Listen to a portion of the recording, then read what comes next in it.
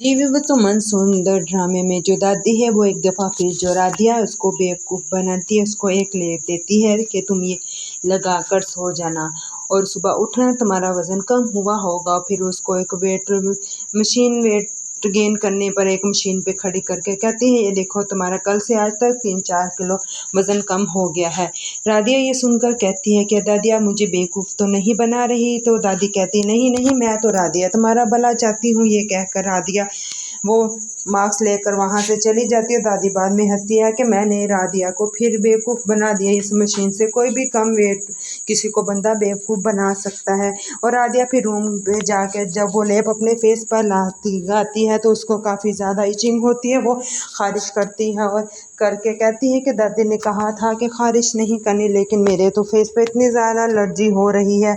ये कहते हुए फिर दादी अलार्म बजता है, वो दादी के पास आती है और दादी कहती है राधिया आओ, मैं तुम्हारे लिए एक मशीन लाई हूँ जिसमें तुम बैठोगी तो तुम्हारा वेट गेन और भी वज़न कम होगा। लेकिन राधिया कहती है दादी कि मुझे कुछ इसकी समझ नहीं आ रही, कहीं ये कुछ मेरे साथ गलत ना हो जाए।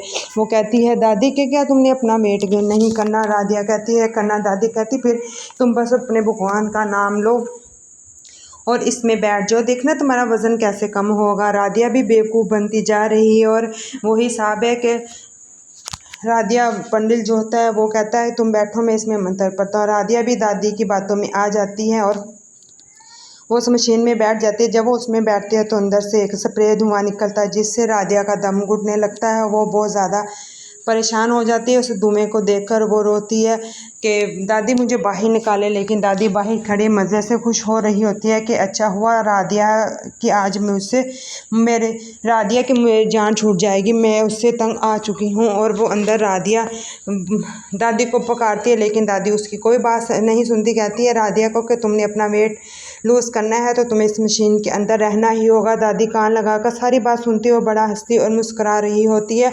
और फिर राधिया को अपने पति की बात समझ में आती है कि जो उसने उसे कहा था कि अपने मन की सुनो, किसी की बात पर यकीन ना करो।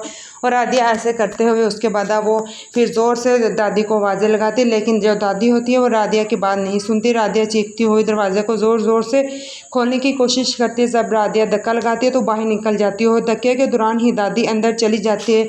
इससे मुझे एक कहावत याद आई है कि किसी के लिए गड़ा खोदो बंदा खुद ही अंदर गिरता है। वो आज इस ड्रामे में हुआ है। फिर राधिया वहाँ से नहीं जाती और वो दादी को बाहर निकालती है और दादी उल्टा राधिया पर ही भड़क जाती है। कहती है कि तुम मुझे मारने की कोशिश कर रही थी, तुमने मुझे अंदर धकेला। राधिया कहती है मैंने ऐसा कुछ भी नहीं किया।